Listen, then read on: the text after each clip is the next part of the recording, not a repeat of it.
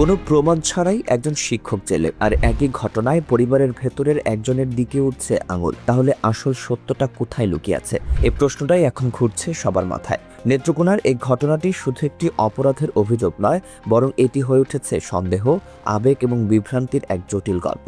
ঘটনার শুরুটা খুব সাধারণ মনে হলেও এর ভেতরে ঢুকলেই তৈরি হয় একের পর এক প্রশ্ন। একটি মাদ্রাসার ছাত্রী হঠাৎ করেই গর্ভবতী। এই খবর ছড়িয়ে পড়তেই পুরো এলাকায় চাঞ্চল্য তৈরি হয়। কিন্তু সবচেয়ে বড় ধাক্কা আসে তখন, যখন এই ঘটনার জন্য সরাসরি দায়ী করা হয় একজন শিক্ষককে। অভিযোগ ওঠে তিনি নাকি এই ঘটনার পেছনের মূল ব্যক্তি।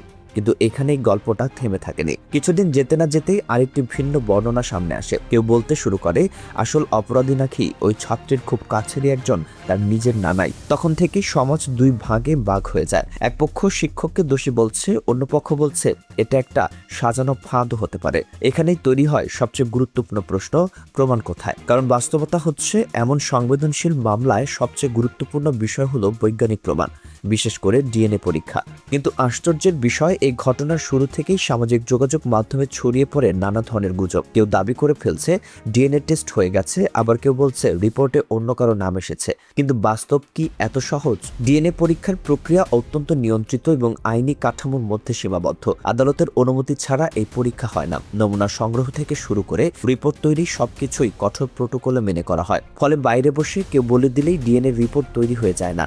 এখানেই তৈরি হচ্ছে বিভ্রান্তির বড় একটা জায়গা। কিন্তু প্রশ্ন হলো, তাহলে কেন শিক্ষককেই প্রথমে গ্রেফতার করা হলো? আইন অনুযায়ী এমন ঘটনার ক্ষেত্রে ভিকটিমের জবানবন্দিকে অত্যন্ত গুরুত্ব দেওয়া হয়। যদি ভুক্তভোগী সরাসরি কাউকে অভিযুক্ত করে, তাহলে তদন্তের শুরুতে সেই ব্যক্তিকেই প্রধান সন্দেহভাজন হিসেবে ধরা হয়। এই নিয়মের পেছনে যুক্তি থাকলেও এর অপব্যবহারের সম্ভাবনাও উড়িয়ে দেওয়া যায় না। কারণ প্রমাণ ছাড়া কাউকে দোষী সাব্যস্ত করা যেমন অন্যায়, তেমনি প্রকৃত অপরাধীকে আড়াল করাও বড় অপরাধ। এখন আসা যাক সেই আচরণগুলোর দিকে, যেগুলো নিয়ে সবচেয়ে বেশি আলোচনা হচ্ছে।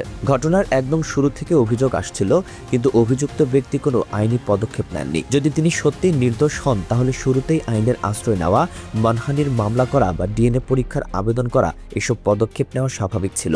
কিন্তু তিনি সেটা করেননি। এতে করে অনেকের মনে প্রশ্ন তৈরি হয়েছে, তিনি কি আত্মবিশ্বাসের অভাবে ভুগছিলেন? এরপর আসে আরো বড় একটি বিষয়, পালিয়ে থাকা। অভিযোগ ওঠার পর তিনি এলাকায় ছিলেন না, বরং স্থান পরিবর্তন করছেন বলে দাবি করেছে আইনশৃঙ্খলা বাহিনী। এখন প্রশ্ন হলো, একজন নির্দোষ মানুষ কেন নিজেকে আড়াল করবেন? অবশ্য অন্যদিকে এটাও বলা যায়, কখনো কখনো ভয় বা সামাজিক চাপ থেকেও কেউ পালিয়ে যেতে পারে। তাহলে আসল কারণ কোনটি? আরেকটি গুরুত্বপূর্ণ মোড় আসে একটি ভিডিও বার্তার মাধ্যমে। সেখানে তিনি নিজেকে নির্দোষ দাবি করেন, কিন্তু একই সঙ্গে ভুক্তভোগীর পরিবার সম্পর্কে নানা মন্তব্য করেন। এখানেই বিতর্ক আরো ঘনীভূত হয়। কারণ সাধারণত একজন নির্দোষ ব্যক্তি নিজের অবস্থান পরিষ্কার করতে চান, অন্যের চরিত্র নিয়ে প্রশ্ন তোলেন না। এই আচরণ অনেকের কাছে সন্দেহজনক মনে হয়েছে। তবে এখানেই গল্প শেষ নয়। তিনি নিজেই ডিএনএ পরীক্ষার কথা বলেছিলেন, কিন্তু বাস্তবে সেই পরীক্ষা করার জন্য যে প্রক্রিয়া দরকার, সেটার সাথে তিনি সহযোগিতা করেননি, এমন অভিযোগ উঠেছে। যদি সত্যি তিনি নির্দোষ হন, তাহলে পরীক্ষার মাধ্যমে নিজেকে প্রমাণ করার সুযোগ তিনি কেন নিলেন না? অবশেষে দীর্ঘ সময় আত্মগোপন থাকার পরও তাকে গ্রেফতার করা হয়। স্বেচ্ছায় আত্মসমর্পণ না করে গ্রেফতার হওয়া, এই বিষয়টিও মানুষের মনে প্রশ্ন তৈরি করেছে। কারণ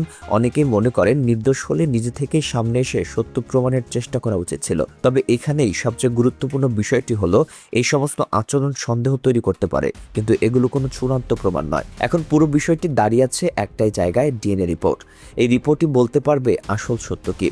এর আগে যে কোনো সিদ্ধান্তই হবে অনুমান নির্ভর। এই ঘটনাটি আমাদের সামনে আরো বড় একটা বাস্তবতা তুলে ধরেছে। আমাদের সমাজে এখনো কোনো অভিযোগ উঠলেই আমরা দ্রুত পক্ষ নিয়ে ফেলি। কেউ ধর্মীয় পরিচয় দেখে পক্ষ নেয়, কেউ সামাজিক অবস্থান দেখে। কিন্তু সত্যের জন্য অপেক্ষা করার ধৈর্য আমাদের খুব কম। একই সঙ্গে এই ঘটনায় শিক্ষা ব্যবস্থাকে নিয়েও প্রশ্ন উঠছে। কেউ কেউ পুরো মাদ্রাসার শিক্ষা ব্যবস্থাকেই কাঠগড়ায় দাঁড় করাচ্ছেন। কিন্তু একটি বিচ্ছিন্ন ঘটনা দিয়ে পুরো একটি ব্যবস্থাকে বিচার করা কি ঠিক? একই ধরনের ঘটনা স্কুল, কলেজ, এমনকি পরিবারেও ঘটে। তাহলে কি সবকিছু বন্ধ করে দেওয়া সম্ভব? বরং এখানে দরকার সংস্কার, নজরদারি এবং জবাবদিহিতা। বিশেষ করে নারী শিক্ষার্থীদের নিরাপত্তা নিশ্চিত করা এখন সময়ের দাবি। নারী শিক্ষকদের সংখ্যা বাড়ানো, নিরাপদ পরিবেশ তৈরি করা, এসব নিয়ে বাস্তবসম্মত আলোচনা হওয়া দরকার। এই ঘটনার সবচেয়ে বেশি ক্ষতিগ্রস্ত হয়েছে সেই মেয়েটি, যার জীবন এখন এক অনিশ্চয়তার মধ্যে। তার ভবিষ্যৎ, তার মানসিক অবস্থা, এসব নিয়ে খুব কমই আলোচনা হচ্ছে। অথচ মূল কেন্দ্রবিন্দুতে থাকা উচিত ছিল তার নিরাপত্তা এবং ন্যায় বিচার। শেষ পর্যন্ত প্রশ্নটা খুব সহজ,